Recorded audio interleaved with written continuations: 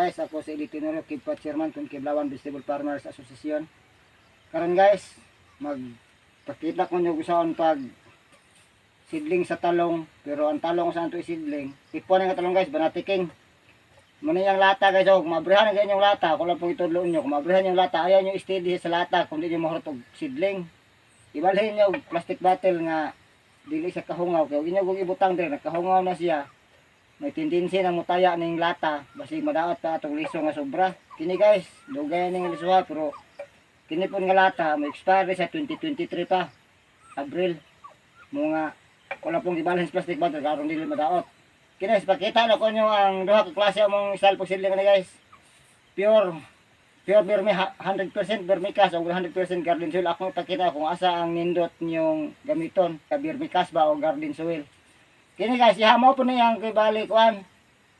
Kining moisture absorbent pero nakabutang aning sa stress ni guys nga talong banatiking. Muna pinakanindot po nga talong guys, gahe ni sa mulaos nga kusog pulis ka kuan.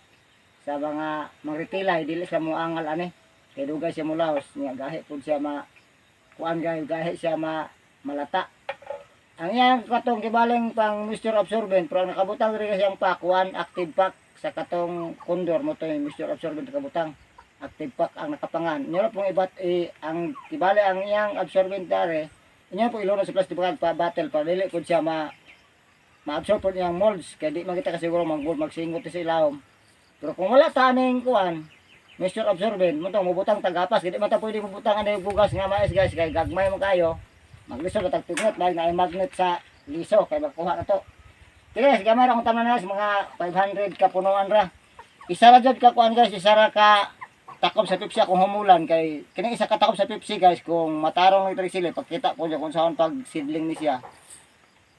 Ihumol ta nig tubig guys nga kuan 1 to 3 hours atong paghumol sa tubig ani. Kaya pagkita ko niya paabot og mga isa ka oras ang humol ron.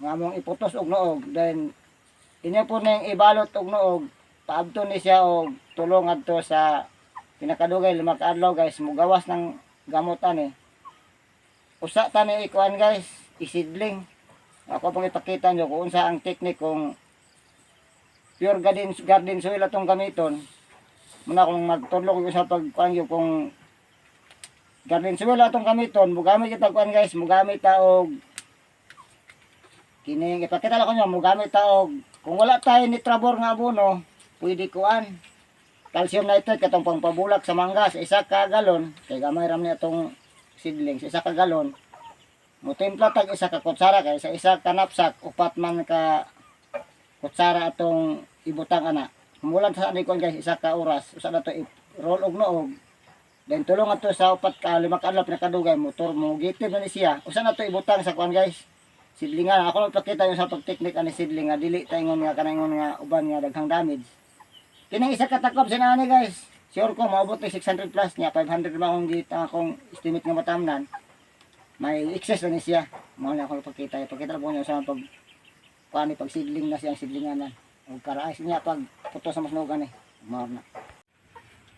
Karon guys, isa ka oras na guys among posto na among guys. Lang mao kamo pa among posto ng liso sa talong.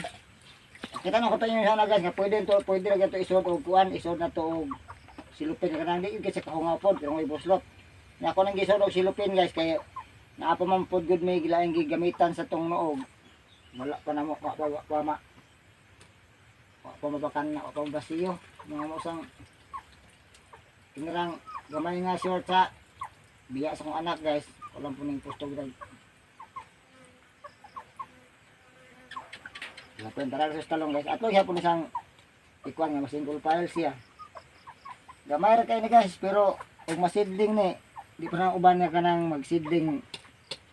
Nabito uban magsidling tagtunga sa kuan guys, tunga sa lapad nga mga liso makuratan ako maglantaw na guys. Ilang po sidlingan style ko guys nang iburak ra ng yuta bumwag ra ba nya kanang inana ko pagkasidling guys.